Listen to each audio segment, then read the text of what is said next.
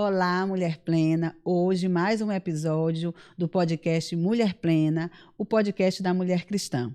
Fique conosco. Se você ainda não está inscrita no canal, inscreva-se, compartilhe, deixe o seu like e chame as suas amigas para assistir. Hoje nós temos uma convidada bem especial. Gente, ela chegou de viagem, uma viagem internacional. Ela vai também contar para a gente o que ela estava fazendo fora do país. E é uma pessoa que tem sempre uma palavra maravilhosa, que tem um trabalho incrível com mulheres. Hoje a nossa convidada é a pastora Rutiane Fagolin. Se apresente, querida. É um prazer recebê-la aqui. Obrigada. Se apresente, fale da sua igreja, do seu trabalho, para a gente ter esse tema bem bacana, que é o tema da família hoje. Sim, Roseli, obrigada por esse convite, não é? E, de fato, essa semana foi corrida, mas eu quis aceitar teu convite, porque é uma semana especial. É uma semana onde nós estaremos parando para homenagear as mães e, junto com as mães, falar sobre família, falar sobre comportamento, né? A mãe é esse esteio da família. E, sim, a semana foi cansativa, porque eu acabei de chegar de viagem. Eu estava numa missão na Ásia, né, num país muçulmano. Nós temos missionários nessa área. E eu estive a convite. No ano passado, na verdade, eu estive na Malásia, numa conferência cristã. E a equipe de Bangladesh, a rede de pastores de Bangladesh, me fez um convite para estar falando para a rede de lá. Não é uma missão muito fácil, porque é um país totalmente muçulmano. Para nós entrarmos, temos que entrar com muita sutileza, com muita sabedoria. Mas Deus me agraciou. Eu fui para a Alemanha, nós temos uma igreja parceira na Alemanha, que sempre me abriga quando eu estou nessa transição para a Ásia. Fiquei na Alemanha, depois parti para Bangladesh. E lá eu pude falar para muitas igrejas e também tive o privilégio de falar para um seminário cristão de discipulado, que é um assunto que eu estou sempre envolvida, estou sempre ministrando para as igrejas sobre relacionamentos intencionais que influenciam uns aos outros dentro do padrão cristão, segundo o discipulado que Cristo fazia, né? A coisa simples, mas poderosa, profunda. E eu estive lá, passei 10 dias em Bangladesh, depois voltei para a Alemanha. E já estou de volta na nossa linda ilha, servindo a igreja local. E você sabe, já fazem 4 anos que eu fiquei viúva. E depois que eu estou nessa condição, eu começo a viajar mais. Eu já viajava, faz 15 anos que eu viajo para servir os países, outros países, mas agora, por causa da viuvez, meus filhos morando fora, eu tenho 2 filhos, um de 31, outro de 26, estão morando em Fortaleza. E daí eu estou tendo um pouco mais de, não vou dizer liberdade, mas eu tenho mais tranquilidade na minha agenda para ficar um pouco mais tempo fora. A minha igreja também, meu pastor auxiliar já assumiu a liderança da igreja, o pastor Carlos Kenny com a sua esposa Márcia. Eu pastoreei essa igreja por 20 anos, fez 20 anos, dia 28 de março, que eu pastoreio essa igreja. Fale o nome aí da igreja. Catedral de Louvor Maranata em Vinhais. Viu, Mulher Plena? Eu estou pastoreando a igreja, ela fazem 20 anos, e nós temos também, já fazem 15 anos, uma extensão do Vinhais em Maracanã. Sim. Um projeto social que, se você me der essa oportunidade, eu posso falar sobre ele em uma outra data. Vamos combinar, a gente já quer esse retorno. Com certeza. Mas eu amo servir meu país, eu amo servir a minha cidade.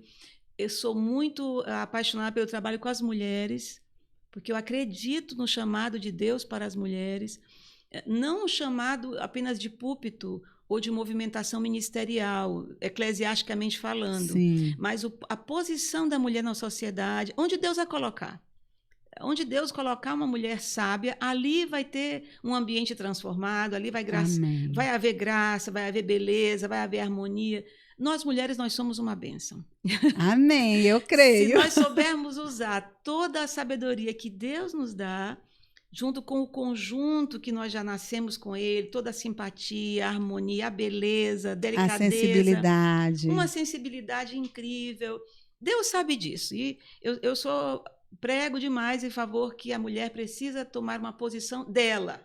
não a do homem. Sim, e isso é tão incrível, né?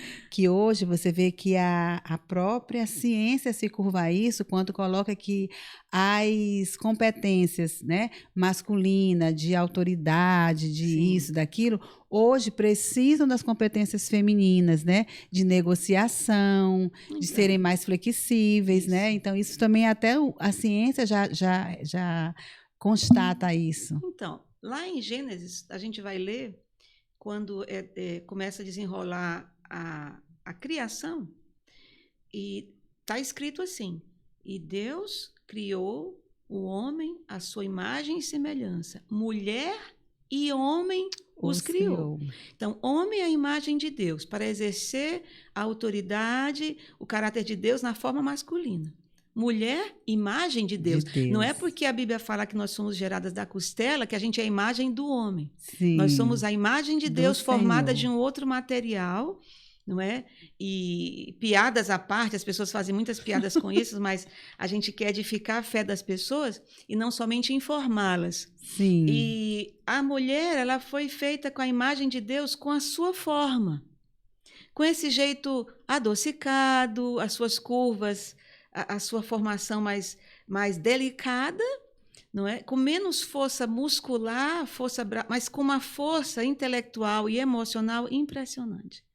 Então, Deus não vai nos dar tarefas onde Ele já nos tenha nos qualificado. Sim. E, às vezes, a gente está buscando ser feliz numa qualificação que não é nossa, é do homem.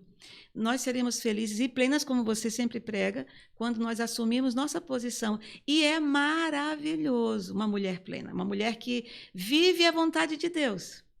Sabe? Ela não tem... as suas emoções, que são tão afloradas, fluirão de maneira poderosa, positiva, para encher de graça o ambiente onde ela está. Ela graciosa para si, ela graciosa para os outros. Se ela entender o seu papel. Sim. É porque nós temos vivido uma sociedade que tenta nos empurrar para um padrão, uma forma, segundo as exigências da geração. Por isso, Paulo, lá em Romanos capítulo 12, fala: não tomem a forma do mundo, porque cada geração tem as suas implicâncias, né? Então, ele fala: não toma a forma, não importa a geração que você nasceu. Sim. Paulo falou para aquele povo da sua época. Nós falamos para as mulheres do tempo de agora. Mas hoje nós temos as formas, tentando nos enquadrar. Mas graças a Deus que tem as Escrituras, que nos lembra a nossa identidade e a nossa missão e a maneira como Deus quer nos usar.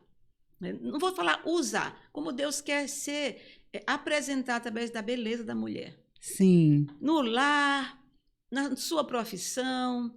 Na maternidade. Na maternidade, coisa mais linda, é um ministério perfeito, excelente. As mães estão de parabéns, porque essa semana a gente vai homenagear a mãe, Sim. né? E é tão legal falar sobre isso, porque, como eu comentei com você, quando se fala de mãe, a gente vê dois textos que as mulheres exaltaram a gravidez com cânticos. Sim. Primeiro, Ana, mãe de Samuel, mulher de Elcana, lá no Velho Testamento. Depois, Maria. As duas, havia uma impossibilidade dessa gravidez acontecer. Ana é estéril. Você conhece a história dela. Sim. E daí, depois de clamar por causa da pressão de Penina... Ela já foi estudada aqui, Ana. Já, né? Mas não o cântico. As características positivas de Ana e as características positivas de Maria. Olha que coincidência Sem boa, coincidência. né? Jesus-cidência, né? Então, quando Ana ela é agraciada, ela recebe graça sobre ela, Favor ela de engravida. Deus.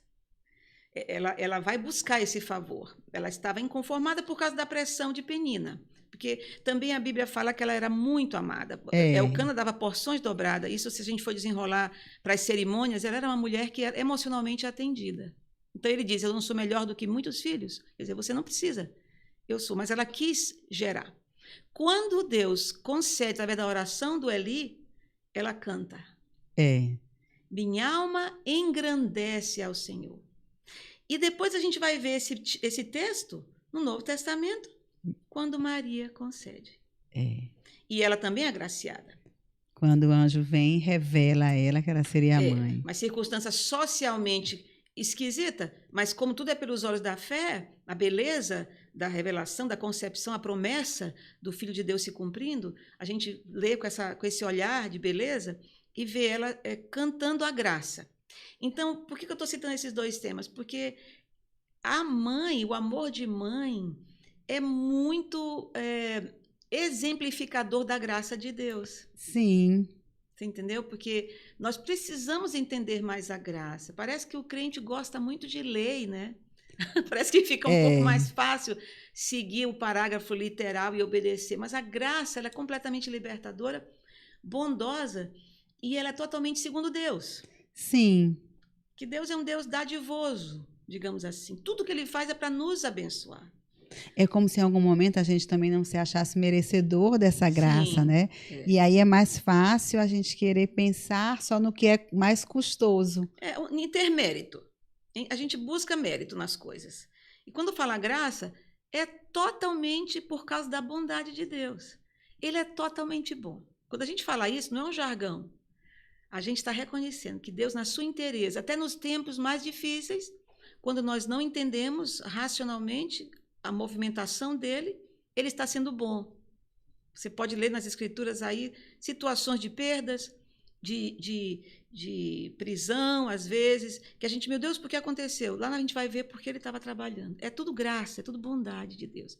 E a mãe é um ser muito gracioso. Olha, mãe, quanto tempo, não importa a idade do filho, quantas zangas ele fez para ela, quanta ingratidão, não importa. O volume, a intensidade, a beleza do amor permanece. Só Deus é assim. Por isso que eu falo, a mulher é semelhança de Deus na terra. Então, essa graça, ela é admirável. É uma expressão especial, né? A maternidade. Não, a maternidade mexe com a gente. Toda mulher que já teve filhos, ou naturais ou não, adotados também, mexe com a gente, muda a nossa vida. E a maioria das mães, né? A gente vê sempre as mães falando isso. Depois que a mulher diz assim, depois que eu me tornei mãe, eu passei ainda a admirar mais a minha mãe, honrar mais a minha mãe, porque consegue compreender um pouquinho do que sua mãe passou, né? E essa verdade se aplica a mim, porque a minha mãe foi maravilhosa. Eu sempre amei a minha mãe, a honrei. Mas depois que eu tive minhas filhas, eu ainda passei a amar muito mais a minha mãe e dar muito mais honra a ela. Traz uma maturidade, porque, veja bem, a natureza de Deus, ela é toda para fora. Sim. A natureza de Deus, ela é, Deus amou o mundo e deu o seu precioso filho. Deus, como eu volto a falar, Deus é dadivoso. Tudo que vem de Deus, ele é para abençoar o outro, ele não faz nada em benefício próprio.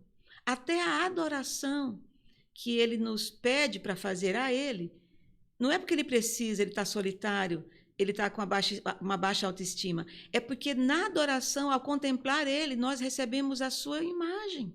Nós somos transformados na adoração, por estar diante dessa beleza que é Deus. Então, Deus, ele é totalmente dadivoso, ele é totalmente abençoador. Ele é feliz em dar. O homem caído e o homem sem Deus, o homem sem entendimento, ele é voltado para si. Isaías fala de uma passagem que narra o pensamento do maligno. Ele diz assim, eu subirei ao céu, eu alcançarei o lugar mais alto, eu serei semelhante. É um discurso do eu. O discurso de Deus não é assim, é para abençoar o outro. Então, por que a mulher ela fica mais sensível, mais madura, mais plena, mais bela quando ela tem? Porque ela vai viver esse nível de amor que pensa naquela criaturinha que ela colocou no mundo. De doação. Isso traz cura para a alma egoísta. Isso traz cura para a alma que está sempre em si mesmada. Então, as mães, elas não são felizes porque os filhos recompensam, são felizes porque elas são mães. Tenho certeza. O próprio exercício da maternidade já traz essa felicidade. Você não vê Ana cantando porque Samuel virou profeta e sacerdote. Ela não está cantando os frutos do investimento dela, está cantando porque Deus a agraciou com essa experiência incrível que é ser mãe. Porque revela esse amor de Deus. Porque revela esse amor que o mundo não conhece. O mundo quer merecer alguma coisa. E Deus está dizendo, eu estou te atraindo por benignidade. Eu estou te atraindo por amor. A salvação é por amor. A bondade de Deus nos alcança. E, claro, esse amor vai transformando, vai trazendo limites, tudo para o bem do homem. Não é interessante? Isso mesmo. A gente vê que a motivação do Senhor é sempre o amor. Por isso ele é um Deus de amor. Ele é a amor. fonte de todo o amor. Ele é amor. Só que o mundo idealiza um amor esquisito. Às vezes as pessoas falam assim, pastora, se Deus é amor, por que assim? Porque, olha, é porque a gente não entende esse amor de Deus, a gente entende o amor do homem. E o amor do homem sem Deus, ele é egoísta. Por mais belo que pareça, ele tem o fator do próprio ser humano, ele quer o retorno, ele quer a recompensa pelo amor. Ou o resultado. Deus não, ele ama por causa do outro. Ele entrega por causa do outro. E aí Jesus vem fazendo isso, o tempo todo servindo, abençoando, curando, animando, motivando, ressuscitando, tudo era em função do outro. Toda a caminhada de Jesus era assim. E eu sou, assim, amo pregar sobre a graça. Porque a graça é libertadora. Você serve a Deus por amor, e não por obrigação, e não porque você tem que se enquadrar dentro de uma doutrina de igreja para ser bonzinho. Não somos chamados para ser bonzinho. Nós somos chamados para buscar a imagem do Filho. Sim. Não é mérito nosso. E a Bíblia diz que nós somos criados, né, para as boas obras. Foi para isso que o Senhor nos criou, porque nós, de fato, somos a imagem e semelhança dele. Então, quando a gente não faz isso, é que a gente está desviando, né, distorcendo. As boas obras, em Mateus capítulo 5, ali Jesus ele vai narrando a coluna do reino de Deus, né? Assim como tem os 10 mandamentos para o Velho Testamento, Mateus capítulo 5 vai narrando a coluna que vai reger esse reino que está chegando. Que ele é o rei que se estabelece na terra e não tem mais vez para ninguém. Ele já reina soberanamente e isso vai, daqui a pouco, em pouco tempo, pela história, como está desenrolando os tempos. É um reino sem fim, né? Um reino eterno. Ele já estabeleceu o seu trono. Só que ele governa na vida daqueles que já se submetem. Mas um dia, todo o joelho vai ter que se dobrar ao Rei Jesus. Então, quando ele veio, ele estabelece Mateus capítulo 5 e narra. Então, quando ele desenrola as bem-aventuranças, o Sermão do Monte, quando ele encerra o capítulo 5, que a gente vai para o 6 e para o 7, ele fala assim, vocês, não todos, os que vão cumprir aquelas bem-aventuranças, o que vão buscar, vocês são sal da terra e luz para esse mundo. Então, ele diz que esses que estão nessa posição de caminhar em obediência, eles vão ser colocados em lugares estratégicos para que brilhe a vossa luz, para que vejam as vossas boas obras e glorifiquem ao vosso Senhor. Pai. Então, as nossas boas obras também precisam ser feitas com graça, porque não é para nossa glória. Ela é feita por causa da glória de Deus, para que Ele seja glorificado. E todas essas coisas, já pensou isso aqui vivido em família? Que maravilha, né? Um lar cristão, é um pedaço do céu na terra. Nossa, essa é a vontade de Deus. Essa é a vontade de Deus. Eu quero ler um texto aqui que fala sobre isso. Tudo tem a ver com o que a gente está conversando. Efésios capítulo 5 diz assim, sede, pois, imitadores de Deus como filhos amados. Não fala de frequentador de igreja, filho. E andar em amor, como também Cristo vos amou e se entregou por nós em oferta sacrifício a Deus com cheiro suave. Aí ele fala, mas a prostituição e toda impureza ou avareza nem ainda se nomeia entre vós. Nem torpeza, ele fala da maneira como a gente fala. Aí ele fala da questão do amor ao dinheiro, da idolatria, que a gente não se enganar, que essas coisas não vão nos levar para o reino. E lá, no finalzinho, ele fala uma coisa interessante, que isso aí baseia o próximo versículo. Ele diz assim, no versículo 18, e não vos embriagueis com vinho, onde há contenda, que era uma cultura forte da época, mas enchei-vos do Espírito. Esse versículo aí, ele dá base para o restante que vai falar sobre família. Então, qual é o lugar que Roseli, que Rutiane, que as nossas queridas ouvintes precisam ser cheias do Espírito? Segundo Efésios, Paulo falando para a igreja. Ele não está falando aqui dando uma liturgia para um culto. Sim. Para que durante um culto a gente profetize, a gente cante e vá no céu e volte. Ele está falando de um procedimento que é no lar. Depois que ele fala sobre ser como filhos de Deus. Ele vai falar sobre os deveres domésticos. Aí ele manda se encher, daí ele começa a falar. Aí ele começa a falar sobre como é o desejo de Deus para o lar. Aí ele fala, mulheres se sujeitem aos maridos como ao Senhor. Até hoje, né? Tem algumas mulheres que têm dificuldade. Sim, não tenho dúvida. Não é só aqui, Roseli. Sim. Em todo lugar do mundo onde a gente fala sobre o assunto submissão, mas não é uma submissão mundana. Sim. É uma submissão bíblica. É porque a mulherada não entende que a Bíblia fala de um outro processo de submissão e o mundo fala de outro. Então, aqui ele diz que a base para essa submissão é como ao Senhor. Não se vê o Senhor. O Senhor não está hoje mais em carne e osso conosco. Ele está na presença do Espírito. Por isso ela fala, se está cheio do Espírito, você tem um contato íntimo com o Senhor. Ele vai te ensinar como servi-lo. E isso a partir da submissão ao marido. Ao marido dela, não das outras, da igreja. Porque ela tem aliança com ele. Ele é a cabeça dela. Aí ele vai desenrolando. Então, o Espírito de Deus na vida da mulher em casa, o sinal que você é cheio do Espírito, você tem submissão. Com certeza. Uma submissão que não tem nada a ver com o projeto mundano. Tem a de ver com subserviência, de né? Não, é outra... ela não diminui. Ela ajuda esse esposo que a ama, também porque está cheio do Espírito, numa missão, Sim. que é a condução do lar. A submissão é uma questão de ordem e não de importância. Os dois são importantes, mas ele tem a missão como cabeça. E ela vai nesse suporte. Agora, a Bíblia fala também que a mulher ela tem uma coisa chamada, excelente, que eu amo essa palavra, sabedoria. E essa sabedoria traz à missão do homem uma beleza que ele não consegue sozinho. Porque a sabedoria, ela pode fazer qualquer coisa, porque ela tem doçura no agir, doçura no falar. A sabedoria sabe o tempo das coisas. A Bíblia fala lá em Provérbios que como maçãs de prata em bandeja de ouro é a palavra dita no tempo certo. Então, a mulher cheia do Espírito, ela pode na igreja pular, profetizar, pregar, mas em casa a espiritualidade dela é revelada pela submissão. Por causa do projeto grande do lar. É verdade. E isso produz equilíbrio, harmonia, ordem no lar, né? Isso. Por causa dos filhos. Porque Deus é muito preocupado com as gerações vindouras. Então, a gente está ali preparando homens e mulheres para serem os cabeças lá fora.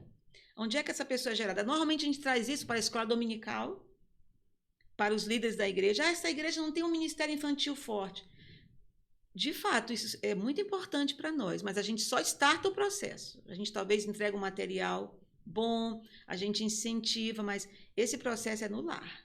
E também tem a questão do tempo, né? Então, imagina, a EBD, a Escola Bíblica Dominical, é um dia. Perfeito. E não é o dia todo, é um pedacinho do dia. O dia tem 24 horas, então realmente é função da família. Porque discipulado não é invenção de igreja de 30 anos para cá. Está lá no Velho Testamento. Ensina o teu filho no caminho que ele deve andar. Como? De manhã, acordado, andando, comendo.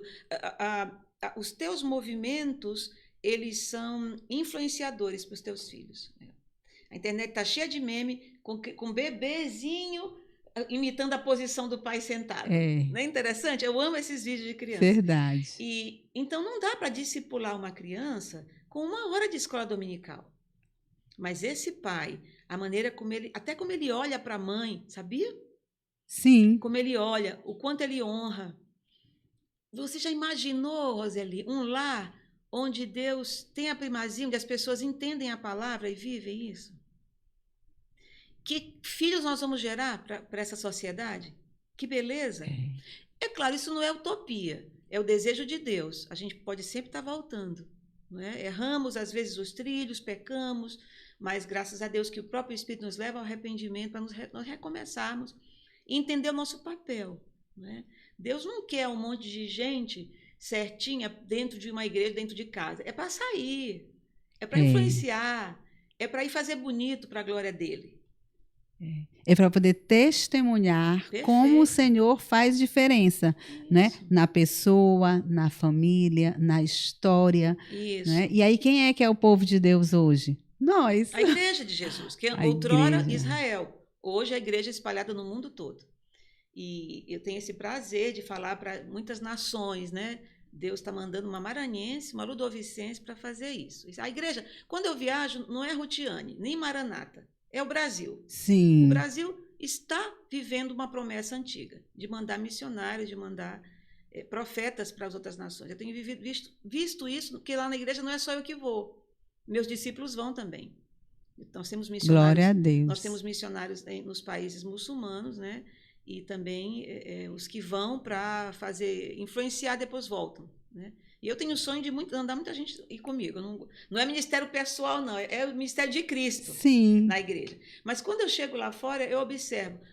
São culturas diferenciadas, mas as mesmas lutas que a gente tem no Brasil. As mesmas dores. As mesmas dificuldades da criação de filho, as mesmas dificuldades na questão de ser influenciador na sociedade lá fora, as mesmas expectativas com a igreja, na religiosidade.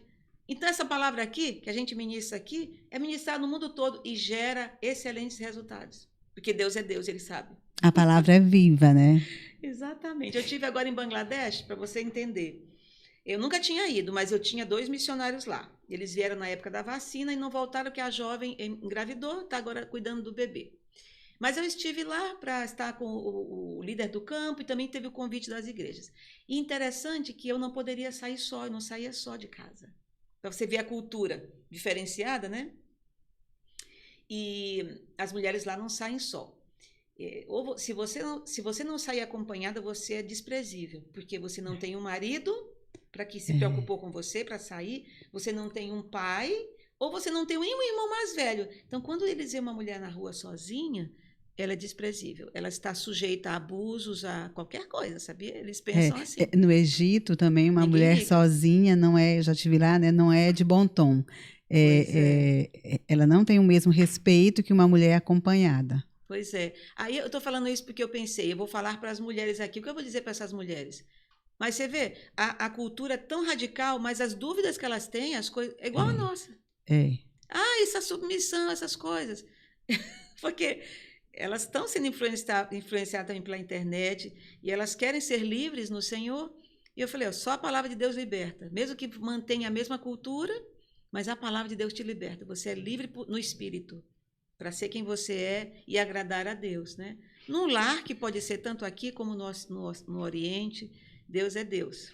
E para viver, né, com mais segurança o seu propósito. Isso. Eu percebo que é especial mulher aconselhando mulher, né? Mulher ministrando ao coração de mulher. Sim. É diferente, é especial e a gente precisa disso. Com certeza. Né? Mulheres cristãs juntas, né? Uma cuidando da outra, todas podem se desenvolver, crescer e viver o seu ministério de maneira mais, eu vou dizer assim, com mais liberdade, mais feliz. Eu estive agora também em Brasília, a gente foi participar de um grupo de mulheres cristãs que chama Mulheres do Alto, elas fazem imersão. E eu fui falar sobre a importância da autoimagem, né?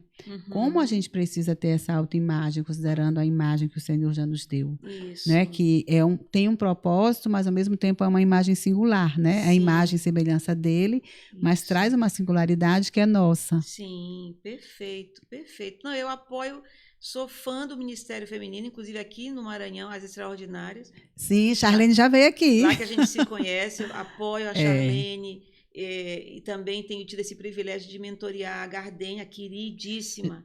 Eu sempre elogio ela. Porque... Eu gosto demais. Ela que fez o podcast de estreia. Eu vi, você mandou aqui. Eu elogio muito a Gardenha pelo fato dela ter pedido ajuda. Sim. Porque quando a gente se conheceu, eu estava com meu esposo muito mal na UTI. Foi uma fase muito difícil para mim. Eu não estava na melhor fase da minha vida.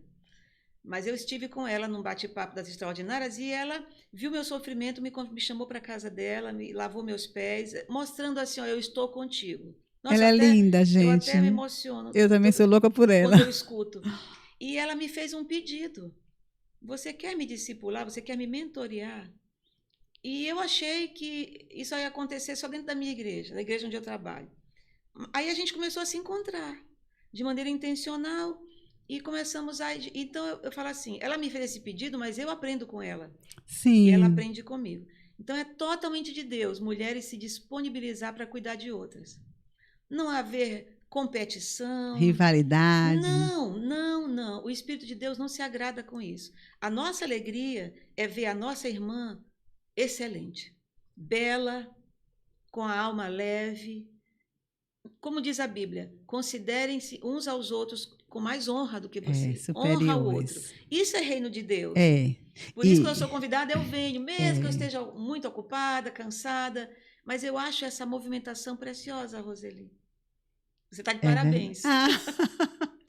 O podcast é um projeto do Senhor, né? E eu tive assim o privilégio e a responsabilidade de tocar, né? Mas é um projeto do Senhor e eu fico feliz de ver tantas mulheres generosas, tantas mulheres trabalhando no reino, né? Já que a gente está falando em Gardenha, eu acho Gardenha assim, extremamente generosa.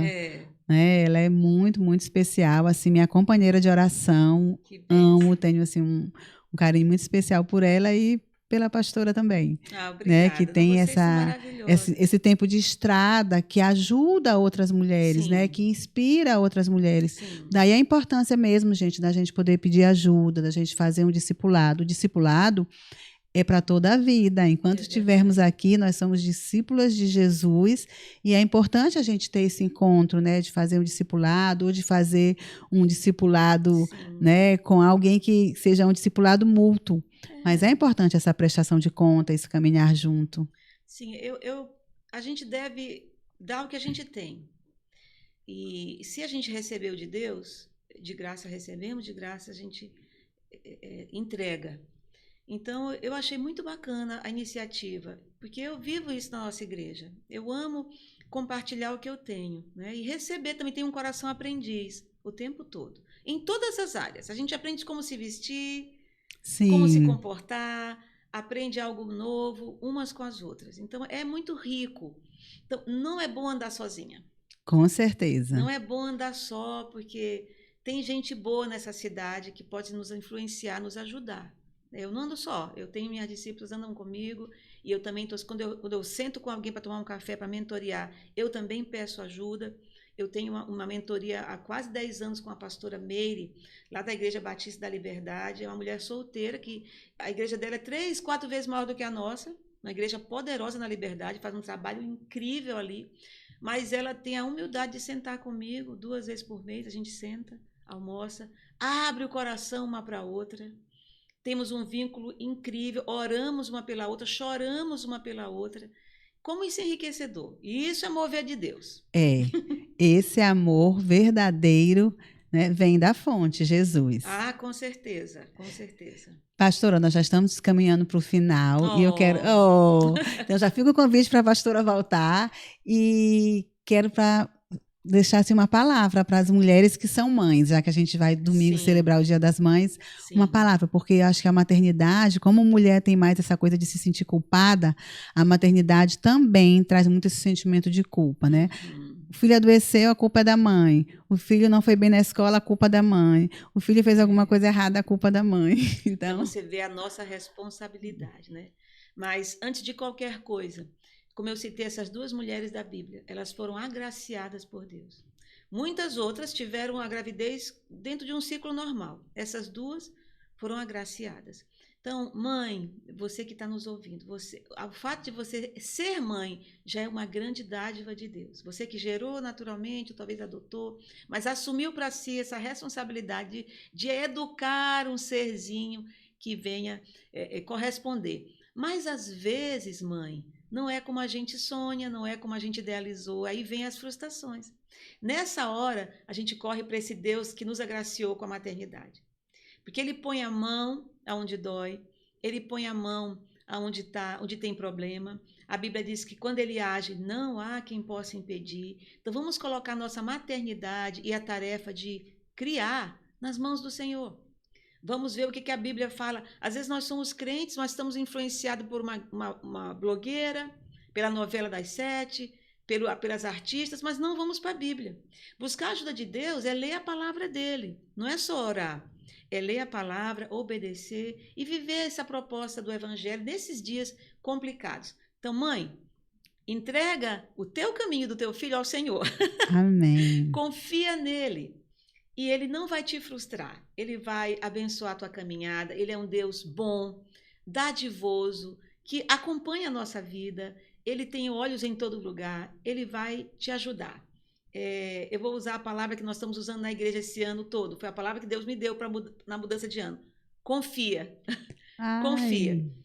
Baseado no provérbio que fala, entrega o teu caminho ao Senhor. Confia nele. Confia nele. E o mais ele fará. Sim, e eu estou usando o confia porque é um tempo de tanta desconfiança e tantas incertezas. Entrega e confia, mãe, porque nosso Deus está de olho.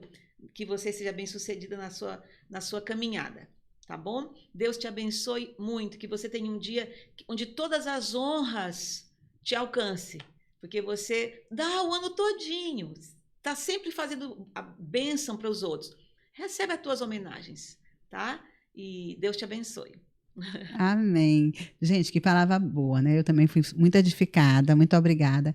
E a pastora estava falando, eu estava pensando aqui, né? Quando a gente confia que o resultado vai vir, que o favor de Deus, a bênção vai vir, a gente vive um processo de maneira mais tranquila. Né? Ainda que as dificuldades venham, a gente consegue superar, administrar essas dificuldades sem se desgastar tanto. Então, isso implica até mesmo no descanso, para a gente não chegar lá no final já exaurido, né? E contemplar o favor e a graça de Deus. Então, parabéns para todas as mamães, um grande beijo e até o próximo episódio.